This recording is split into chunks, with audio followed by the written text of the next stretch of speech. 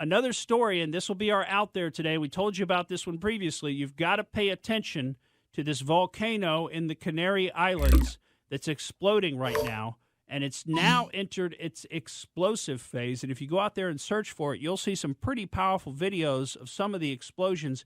They're saying that chunks of lava the size of a car are being thrown up to a mile away. And one video I saw of it, you can see just such a clear shock wave. It kind of reminded me of that Beirut bombing, that was a year or two ago. The shock wave coming off of that. So the explosions in this volcano, which just began erupting last Sunday, Sunday a week ago, are really getting more and more powerful as this volcano enters into a more explosive phase.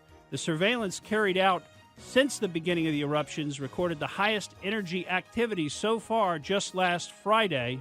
By the way, as a result of the smoke and ash, the Spanish airport operator has announced that the island's airport has suspended all flights as of last Saturday.